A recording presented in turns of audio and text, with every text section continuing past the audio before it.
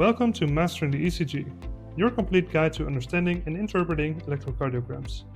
From basic waveforms to advanced clinical patterns, this series will teach you everything you need to know about reading ECGs with confidence. This is a 10-part series. This is part 5. And by the way, only a small part of our viewers are currently subscribed. If you're finding this content helpful, consider subscribing. It really helps our channel and ensures you won't miss out on the next video. Thanks for your support. We start with sinus rhythm and variance. A normal sinus rhythm originates from the sinoatrial node at a rate of 60 to 100 beats per minute. Variance includes sinus bradycardia, which is less than 60 beats per minute, or sinus tachycardia, which is more than 100 beats per minute. These are often physiological responses, but may also reflect medication effects, hypoxia, or pathology. We move on to atrial fibrillation and atrial flutter. Atrial fibrillation is the most common sustained arrhythmia. ECG features include an absence of P waves, irregular rhythm, a fibrillatory baseline. An atrial flutter shows sawtooth flutter waves, often 2 to 1 conduction, for example a rate of 150 beats per minute, but it's also a regular rhythm.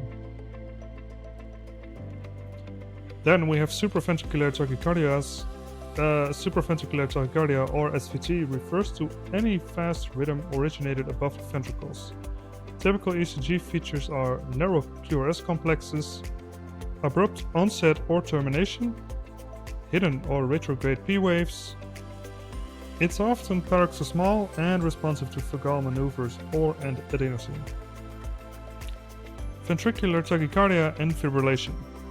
Ventricular tachycardia is a wide complex tachycardia, often with monomorphic or polymorphic QRS, AV dissociation, fusion or capture beats, and then we're at ventricular fibrillation, which is just the absolute of rhythms. It's a total chaotic, disorganized electrical activity with no identifiable QRS complexes, and it's leading to a sudden cardiac arrest. Then we have premature beats. A premature atrial contraction is called a PAC and shows early abnormal P waves. Premature ventricular contractions are called PVCs, and they will show a wide QRS, no preceding P wave, and a compensatory pause. These are often benign, but may signal underlying stress, ischemia, or electrolyte imbalances. Then we have a bunch of AV blocks. First, we have the first degree AV block, which occurs when the PR interval is more than 0.20 seconds. Then we have a second degree Mobitz 1, which is also called a Wenckebach, with a progressive PR lengthening and a drop beat. And then you have a second degree Mobitz 2 with a constant PR and then a dropped QRS. And at last we have a third degree complete AV block, where there's no relation between P and QRS and it requires urgent pacing. Mastering arrhythmia recognition begins with a pattern familiarity. Know the rates, waveform, and what's missing, and always integrate your ECG findings with the patient's clinical picture.